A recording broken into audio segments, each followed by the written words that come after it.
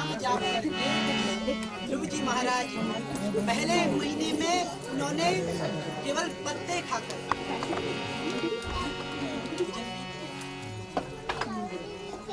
केवल पत्ते खाकर के भगवान की तपस्या की, भगवान का तप किया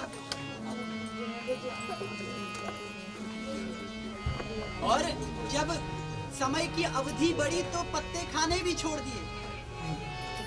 जब समय की अवधि बढ़ी तब पत्ते खाने भी छोड़ दिए, केवल श्वास लेकर के अपने जीवन का निर्वहन कर रहे हैं और भगवान तप कर रहे हैं, भगवान की तपस्या कर रहे हैं। 6 मास बीत गए, 6 महीने बीत गए। अब इधर जब 6 महीने बीत गए तब ध्रुव जी महाराज ने सांस लेना भी छोड़ दिया। ध्रुव जी महाराज ने सांस लेना भी छोड़ दिया। त्याग, बिना त्याग के कुछ नहीं मिलता। हम जब त्याग करते हैं तभी कुछ मिलता है। अब हम चाहते हैं हमें सब कुछ व्यवस्थाएं मिल जाए, बोले सब कुछ हमें बैठे बैठे मिल जाए, बैठे बैठे सर्वद हमारे साथ पास आ जाए, तो ऐसा त्याग करना। ध्रुव जी महाराज ने तो सांस लेना भी छोड़ दिया और इधर ध्रुव जी महाराज ने सांस लेना छोड़ा, इधर देवलोक में हलचल मच गई। इंद्रादि सभी देवता स्वयं सांस लेना, उनको सांस लेना दुश्वार हो गया, वो श्वास नहीं ले पाए। इंद्रादि देवताओं ने कहा हमें श्वास क्यों नहीं आ रही है, हम श्वास क्यों नहीं ले पा रहे हैं। और सभी देवता ब्रह्मा जी के पास गए। ब्रह्मा जी के पास जाकर कहा ब्रह्मदेव हम सांस नहीं ले पा रहे हैं। ब्रह्मा जी कहते हैं मेरा भी यही हाल है। ब्रह्मा जी कहते हैं मेरा भी यही हाल है। सभी देवता ब्रह्मा जी भगवान विष्णु के पास गए और भगवान विष्णु के पास जाकर के भगवान विष्णु से कहा प्रभु हम श्वास नहीं ले पा रहे हैं, हमारे श्वास न लेने का कारण क्या है, हमारे श्वास न लेने का कारण क्या है। भगवान विष्णु कहते हैं मेरा एक भक्त मेरी कठोर तपस्या कर रहा है, मेरा एक नन्हा सा अबोध बालक जो है ना बहुत कठोर तपस्या कर रहा है, उसने श्वास लेना छोड़ दिया। तीनों लोगों में हाहाकार मच गया।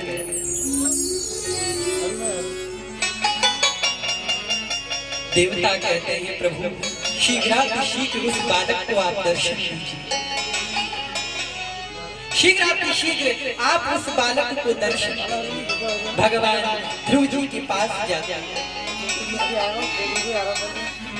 और ध्रुव जी महाराज तपस्या कर रहे हैं और ध्रुव जी महाराज के जब सम्मुख जाते हैं तो ध्रुव जी महाराज कहते हैं बेटा अपनी आंखें खोलो। भगवान विष्णु कहते हैं पुत्र अपनी आंखें खोलो, मैं तुम्हें तुम्हारे अभीष्ट वर को देने के लिए आया हूं। जैसे ही ध्रुव जी महाराज ने अपनी आंखें खोले तो भगवान का दिव्य स्वरूप का जब मैं दर्शन हुआ तो शब्द नहीं निकले महाराज कि मैं क्या बोलूं। परब्रह्म मेरे सामने खड़े हैं, परम सत्ता परम तत्व मेरे सामने खड़ा है, मैं उसकी क्या स्तुति करूं। लेकिन जा पर कृपा राम की हुई, ता पर कृपा करे ही सब कोई। मूकम करोति वाचालम पंगुम लंघते गिरिम।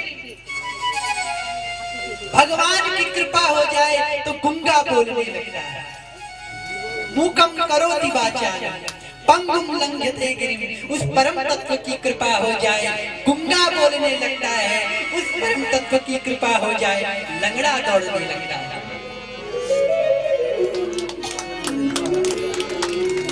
मूकम करोति वाचालम पंगुम लंघते गिरिम। यत्कृपातमहं वंदे परमानंद माधव। ध्रुव जी महाराज ने परम ब्रह्म को देखा और पर ब्रह्म को देख करके शब्द नहीं निकले। तब भगवान ने अपना शंख ध्रुव जी के गाल पर लगाया, जिससे ध्रुव जी को वेद वेदांत का ज्ञान हो गया। अपने शंख को भगवान श्री हरि विष्णु ने ध्रुव जी के गाल पर लगाया, कपोलों पर स्पर्श किया, जिससे ध्रुव जी को वेद वेदांत का ज्ञान स्वतः है। और बड़ी सुंदर स्तुति ध्रुव जी महाराज करते हैं, कहते हैं योतः प्रविश्य मम वाचमिमां प्रसुप्तां संजीववत्यखिल शक्तिधरः स्वधाम् अन्याश्च हस्तचरणाश्रवणात्वगादि प्राणान् नमो भगवते पुरुषाय तुभ्यम्। ध्रुव जी महाराज कहते प्रभु योतः प्रविश्य मम वाचमिमां प्रसुप्तां, हे प्रभु आपने मेरी सोई हुई वाणी को जगा दिया, आपने मेरी सोई हुई सुषुप्त वाणी को जागृत कर दिया। आपकी सदा जय। भगवान कहते हैं आप क्या भीष्म वर चाहते हैं। श्री ध्रुव जी महाराज, पहले ध्रुव जी महाराज क्यों आए थे तपस्या करने? अपने पिता के गोद में बैठने के, पर अब ये मोह त्याग किया।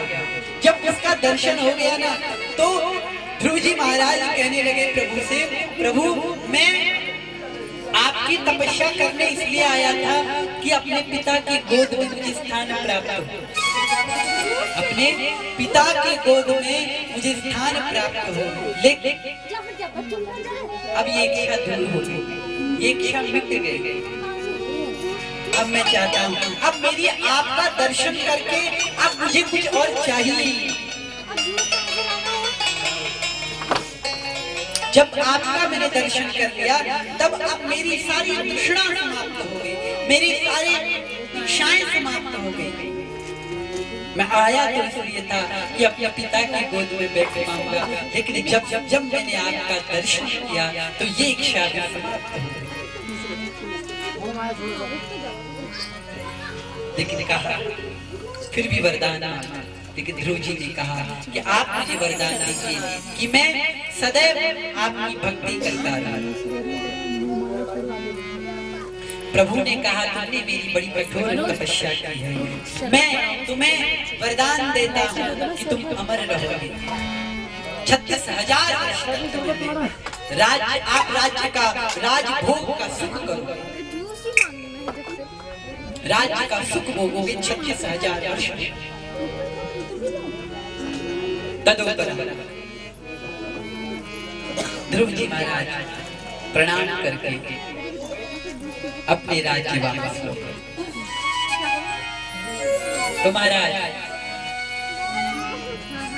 इसी ध्रुव के वंश में ध्रुव जी के पुत्र हुए अंग, ध्रुव जी के पुत्र हुए अंग, और अंग के पुत्र हुए वेद, अंग के पुत्र वेन।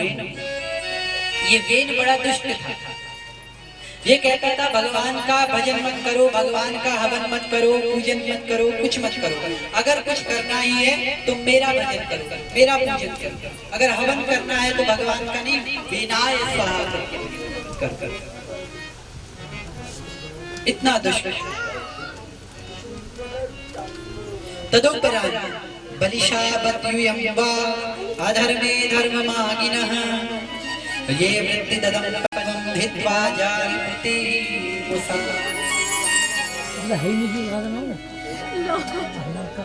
अंत में इसके कर्म का इसको फल मिला, संतों के श्राप से इसकी मृत्यु हुई। लेकिन संतों ने पुनः इसका मंथन किया तो फिर एक मानवाकार जीव निकला, जिसका नाम पृथु रखा। पृथु महाराज जो है बड़े ही धर्मात्मा थे, जिन्होंने पुरंजनोपाख्यान की कथा को श्रवण किया। तदोपरांत श्रीमद् भागवत के पंचम स्कंद में श्री सुखदेव गोस्वामी राजा परीक्षित को कथा सुनाते हैं। कहते हैं कि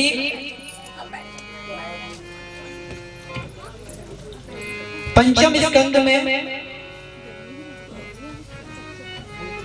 प्रियव्रत, अभी तो उत्तान पाद थे, अब प्रियव्रत ने ब्रह्मचर्य जीवन का निर्वहन किया। प्रियव्रत जी ने ब्रह्मचर्य का जीवन का निर्वहन किया। प्रियव्रत कहते हैं जो हमने संकल्प लिया उसका पूर्ण रूपेण पालन करना। हम व्रत लेते हैं, उपवास लेते हैं, तो उपवास के दिन हमें ये संकल्प लेना चाहिए। उपवास जब हम उपवास लेते हैं तो हमें उस दिन ये संकल्प लेना चाहिए कि आज से हम ये नहीं करेंगे। व्रत का अर्थ क्या होता है? संकल्प। व्रत का अर्थ होता है संकल्प कि आज से हम ये नहीं करेंगे, जो गलत कार्य है आज से हमें छोड़ देंगे। उपवास रहने को व्रत नहीं कहते, संकल्प लेने को व्रत कहा जाता है। संकल्प लेने को व्रत कहा जाता है।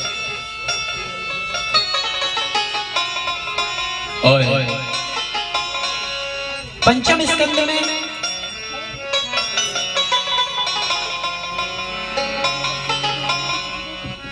ऋषभ देव जी की कथा आती है, जिन्होंने बौद्ध धर्म प्रारंभ किया।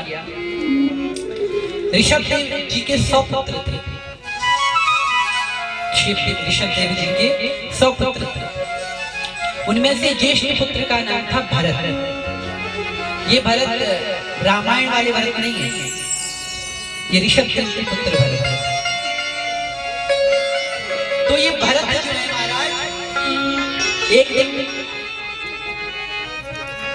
ऋषभ देव ने अपने 100 पुत्रों को बुलाया और बुला करके कहा कि हमने कितना कमाया, कितना खाया, लेकिन हमारी तृष्णा अभी भी पूरी नहीं हुई। ऋषभ देव जी ने कहा हमने कितना कमाया, कितना खाया, कितनी फिर भी हमारी तृष्णा अधूरी है। होता है आज 100 आया तो सोचते हैं कल 200 आ जाए, कल 200 आया तो सोचते हैं फिर परसों 1000 आ जाए।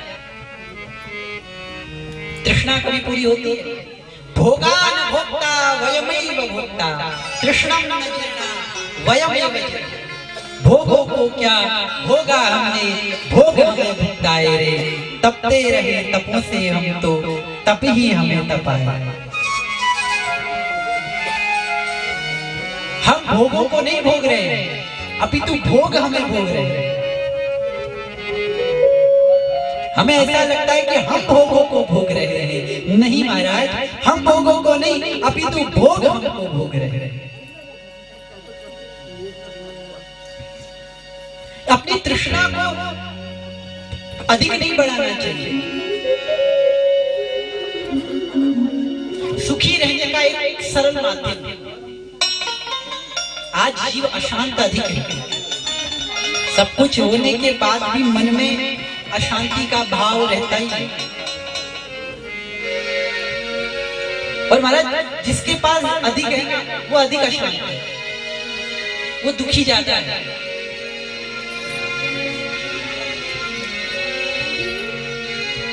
अंबानी सुनती है,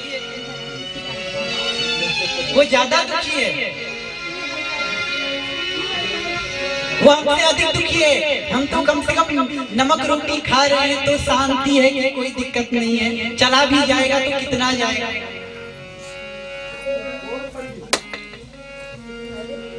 लेकिन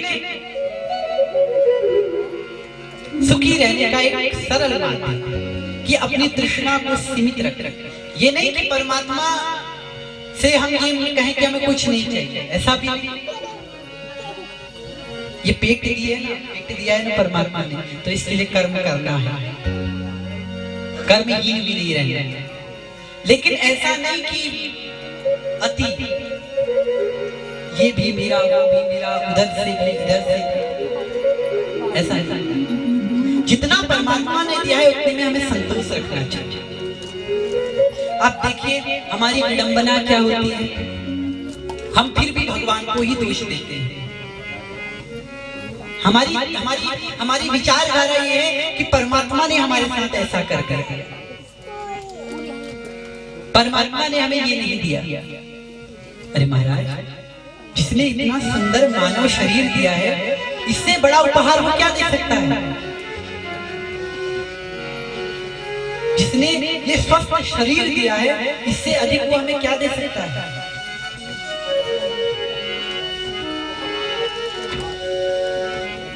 हमें कर्म करना चाहिए, और कर्म भी सत्कर्म करना चाहिए। प्रथम द्वितीय दिवस की कथा में हमने श्रवण किया था कि चोरी चकारी से किया गया इकट्ठा धन जो है, सोना जो है, अशांति प्राप्त करता है, दरिद्रता लाता है।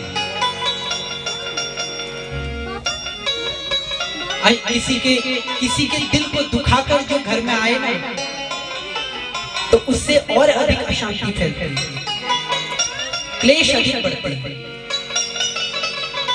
दरिद्रता अधिक बढ़ती है। इसलिए शांत, जितना परमात्मा ने दिया है उतने में प्रसन्न रहे। ऐसा नहीं कि परमात्मा अगर दे रहा है तो स्वीकार भी न करे, जितना दे रहा है उतना स्वीकार भी करे।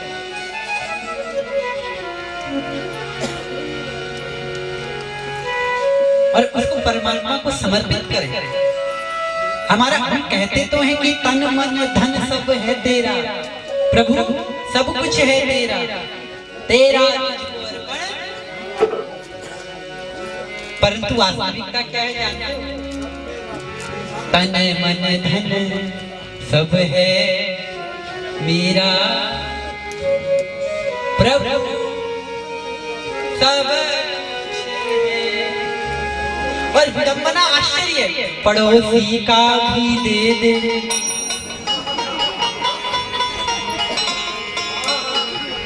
तो विडंबना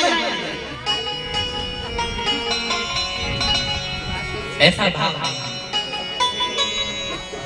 एक महाराज ने, एक माता जी ने एक महात्मा जी को भोजन के लिए बुलाया। कहा महाराज जी, आज मेरा व्रत है, तो मैं चाहती हूँ आप मेरे घर में भोजन करें, क्योंकि अपने घर में ब्राह्मणों को भोजन कराना, संतों को भोजन कराना बहुत बड़ी बात होती है। तो जो है, महात्मा जी आज मेरा व्रत है, आप मेरे घर में भोजन करें, आप मेरे घर में भोजन करें। तो महाराज जी ने कहा ठीक है।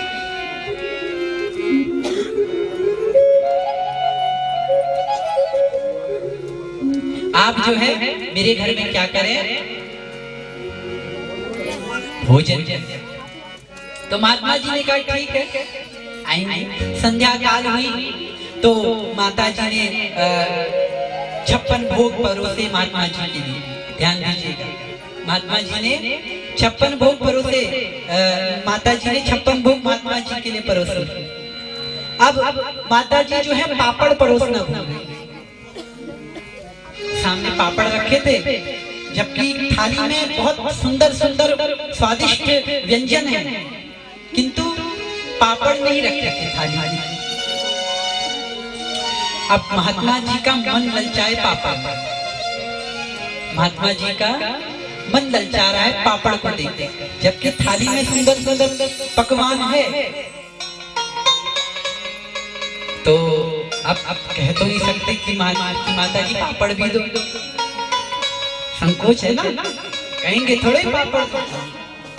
तो महात्मा जी ने टेक्निक सोची, बोले माता जी आज तो बाल बाल बचा। अच्छा क्या हुआ? आज मार्ग में मैंने सांप देख लिया, आज मार्ग में मैंने सांप देख लिया। ओह कितना बड़ा था? बोले यहाँ से लेके वो पापड़ तक, जहाँ तक पापड़ है। तो माता जी ने कहा अच्छा पापड़ तो लीजिए, पापड़ देना भूल।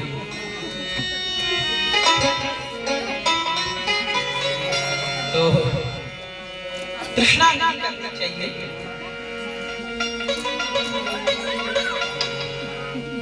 भोगा वयमेव भोक्ता तृष्णं न जीर्णा वयमेव जीर्णा।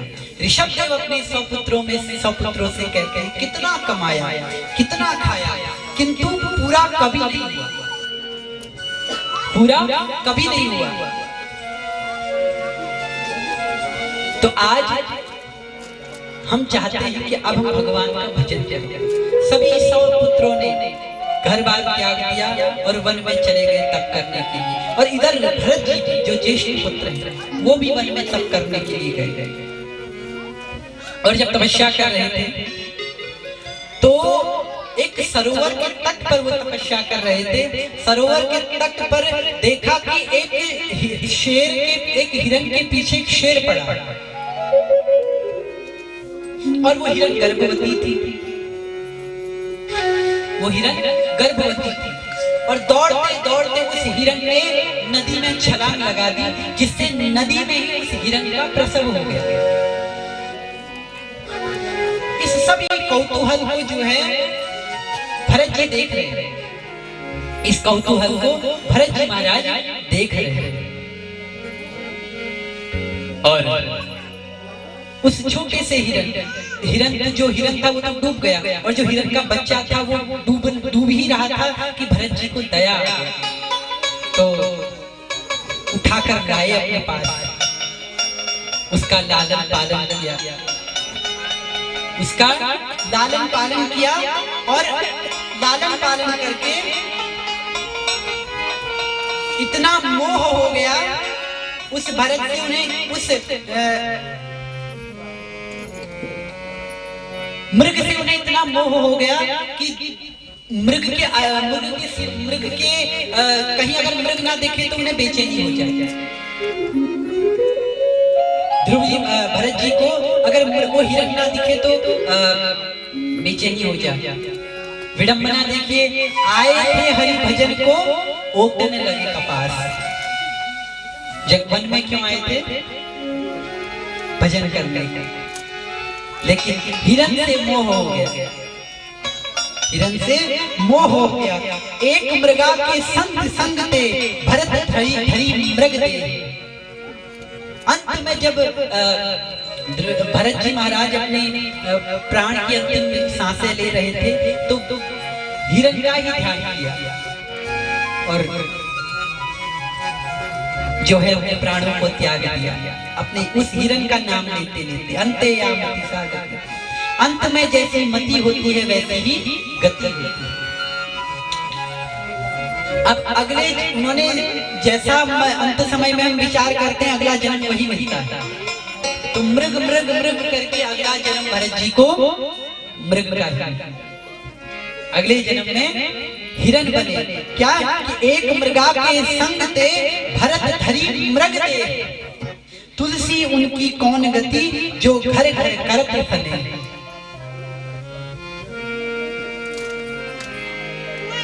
भरत जी को एक मृग से प्रेम हुआ तो अगले जन्म में मृग बने। हम लोग तो न जाने कहां कहां बंधु बांधवों में इतने मोह माया के जाल में इतने फंसे हुए हैं जिससे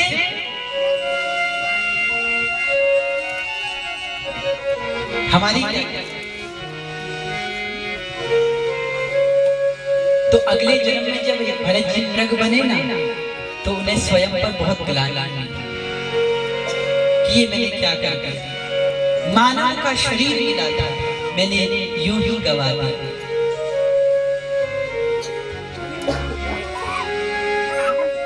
मुझे हमें मानव शरीर मिला था, हमने यूं ही गवा दिया। ये मानव शरीर बार बार मिलता, पुनरपि जननम पुनरपि मरणम पुनरपि जननी जठरेषु। बार बार जन्म मरण तो होगा, लेकिन 84 लाख योनियों के बाद ये मानव शरीर मिलता है।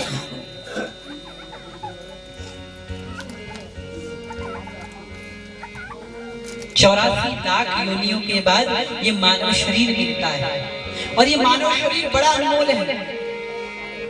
क्या गधे को कभी सुना है कथा सुनते हुए? नहीं सुना। कथा केवल मानव सुन सकता है, विवेक केवल मानव में होता है, बुद्धि का प्रयोग मानव कर सकता है।